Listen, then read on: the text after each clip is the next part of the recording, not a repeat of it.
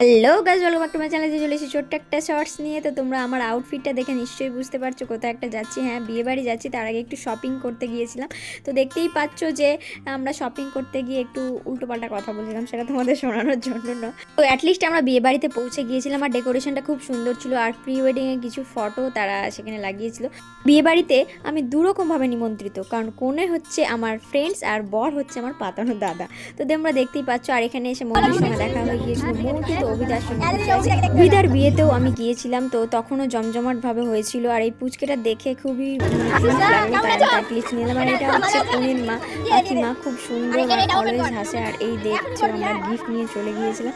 তো দেখতেই পাচ্ছ দুটো গিফট ছিল। তো একটা ছিল সারপ্রাইজ গিফট আর একটা ছিল নর্মাল।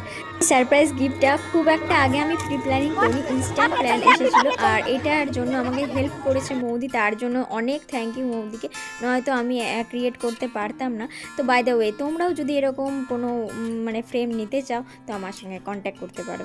তো তোমাদের কেমন লেগেছে এই ফ্রেমটা দেখে, তো তোমাদের মানে তোমরা কমেন্টে জানিয়ে দিও। আর কোনেকে তো ভালোই লেগেছে বললো। পাপ্পাদার রিভিউটা আমি তোমাদেরকে পরে জানাবো। তো দেখতেই পাচ্ছ যে এই নিয়ে আমরা একটু হাসি ঠাট্টা করছিলাম। বুঝতেই পারিনি, ওই ভেবেছিল যে এটা ঠাকুরের ছবি।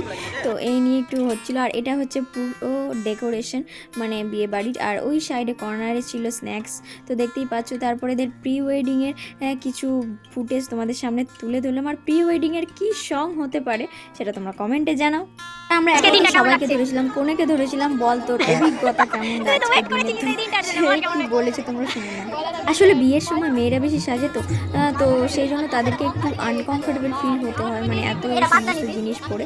কিন্তু ছেলেরা অতটা সাজে না বলে তাদের কোনো মানে সেই আনকমফোর্টেবল ফিলটা হয় না। কিন্তু বিয়ের পর কিন্তু চেঞ্জ হয়ে যায়। বর বলে যে ये शादी है दिल्ली का लड्डू, जो खाते हैं वो भी पछताता है, जो नहीं खाते वो भी पछताता है। তো তোমরা কি দিল্লি কা লাড্ডু খেয়েছো?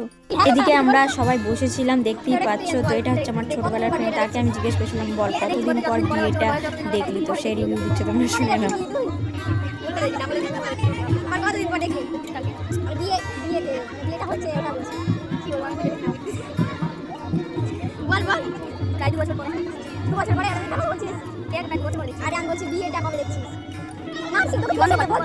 এইসবই গল্প আড্ডা হচ্ছিল। আর এই যে মেয়েটা দেখতে পাচ্ছ, এটা হচ্ছে আমার স্টুডেন্ট আর তার ওটা বোন। তো দেখতেই পাচ্ছ, তো তারাও এসেছিলো। তো তারপরে দেখতেই পাচ্ছ এখানে সবাই বসেছিল লাইন দিয়ে।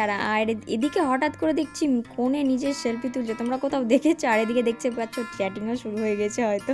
আসলে এদের প্রেমের প্রথম ধাপ থেকে আমরা সবটা জানি। তো এরা অনেক বাধা বিপত্তি পেরিয়ে এক হতে পারছে আজকে, এই ভেবেই অনেক মানে ভালো লাগছে।